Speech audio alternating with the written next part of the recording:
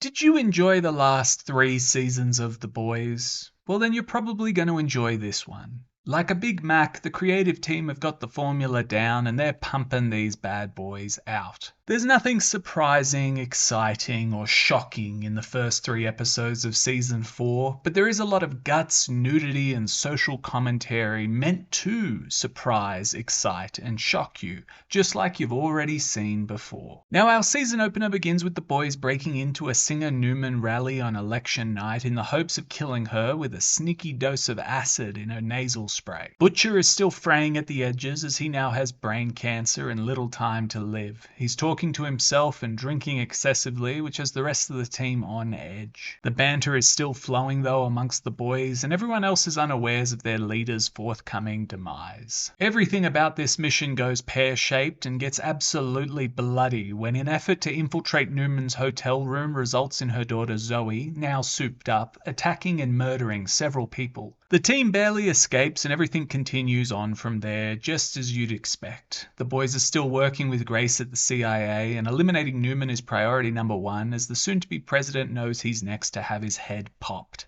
This sets up one villain arc for the season, with the other naturally following Homelander. He's coming apart at the seams under the pressure of a lawsuit for the murder he committed last season and Vort's innumerable internal problems. But that isn't stopping him from angling towards becoming America's Caesar and achieving his complete apotheosis as a celestial being more than mere man. The boys then have to work both angles in this battle of wits to try and stop Newman from becoming president and Homelander from becoming a despot. Alongside this, we've got several other plot points interwoven throughout. Butcher begins working with a new CIA operative, Joe, played by Jeffrey Dean Morgan, to try and take Ryan away from Homelander and change him into an asset. Mother's Milk is now the leader of the boys and struggling with the new level of responsibility. Huey's dad is sick, and his mother is back on the scene after leaving him when he was 6 years old. Starlight is working against Homelander as a social worker and is being slandered for it as a pedophile by new member of the Seven, Firecracker. Frenchie's feeling guilt over his previous life as an assassin, and Kimoko is still dealing with the trauma of being a child soldier. A-Train continues his inevitable journey towards working for the boys, and another new soup on the scene, Sister Sage, the world's smartest person, which is emphasized more than once, is working to help Homelander achieve his dream. Now that's all I'll say for a synopsis because there's quite a lot of detail in these first 3 episodes. As you can already tell though, The Boys Season 4 is more of the same. New characters are brought in to likely be killed off come the big finale, and we slowly inch our way towards the ultimate showdown between Butcher and Homelander. Carl Urban continues to anchor the show as the equal opposite to Homelander, a mortal holding his own in front of psychotic soups and delivering sarcastic jibes with glee. Anthony Starr is still incredibly psychotic, and it's such fun watching him work, especially as Homelander faces his mortality by obsessively collecting his grey pubic hair in a jar. Starr really has found a role of a lifetime here, and it's to his credit that he swings for the fences every chance he gets. Jeffrey Dean Morgan, another Kripke regular, is brought into the mix, and as usual is a delight to watch. There are many actors who coulda, woulda, shoulda been huge movie stars were it not for the absence of a major role, and I think Morgan is one of them. He's always strong on screen. Also, credit where it's due, the boys team scored their 33. For long-time viewers, you'll know that Hollywood tends to advertise their success in a certain fraternal organization by inserting the most specific of numbers into film and TV shows. So 3 cheers for Kripke and co. You did it. Oh no,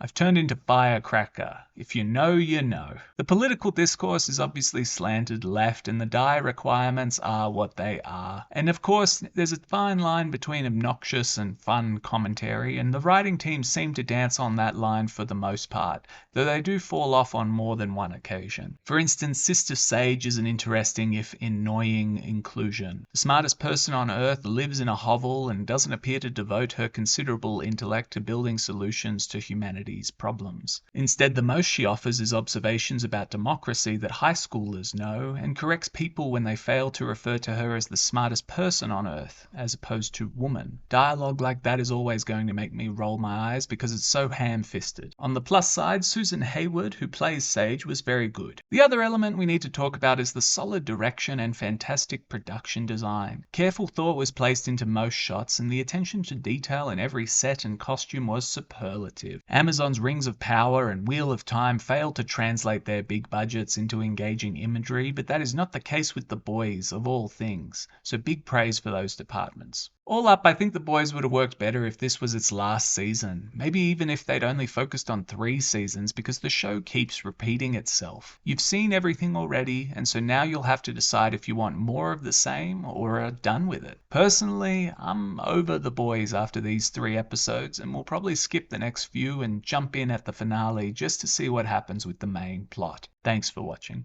Acting human. Run!